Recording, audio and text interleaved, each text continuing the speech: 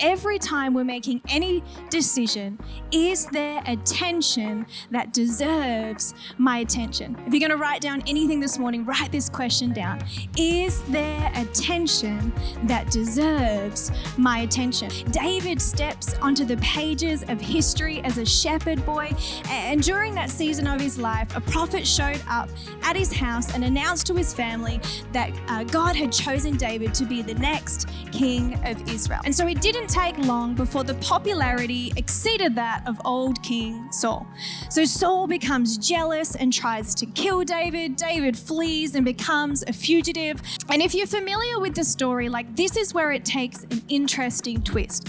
David and a handful of his merry men are hiding in the very same cave that Saul chose. What are the odds of that? From David's perspective, this was the best case scenario. He's inside the cave, looking out toward the mouth of the cave, and Saul appears as a silhouette. Saul's just come in from the bright Middle Eastern sun. He can't see a thing. He walks just far enough to ensure his privacy, takes off his robe, squats down, does his thing with his back to David and his men. There was a tension, and David felt a hesitation. Something about it wasn't exactly right, but he wasn't sure what it was.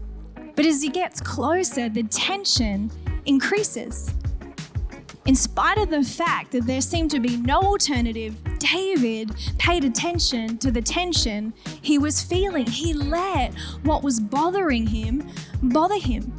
David was conscience-stricken, not because he had damaged Saul's clothes, but because of what that symbolized. He deliberately exercised his power over Saul while Saul was still king. This is murder. And besides, David thought, who put Saul on the throne of Israel to begin with? He said, who made Saul king? God did. Who am I to replace what God put in place? As adults, we get really good at ignoring the tension. However, kids is a whole different story, right? And maybe this time we can learn from them. I have a 4-year-old, Taya, and does anyone notice that kids dob themselves in without even realizing? I have many stories about Taya, but one particular time she came up to me and she was looking a little bit coyish, and she said, "Mummy, I didn't draw pencil on the wall." To which nobody replies, "Oh, no worries, I don't know why you're bringing that up." No, you go running around the house looking for where Taya definitely did draw pencil on the wall. There's something about children and their conscience that over time as adults we get really good at ignoring. What if maturity wasn't learning to ignore the tensions, but actually acknowledging them and living with them? You'll be glad you did. What does this all have to do with you? Here's what I know. The decision you're wrestling with now falls somewhere in between telling your math teacher you didn't study for a test and killing a king, right?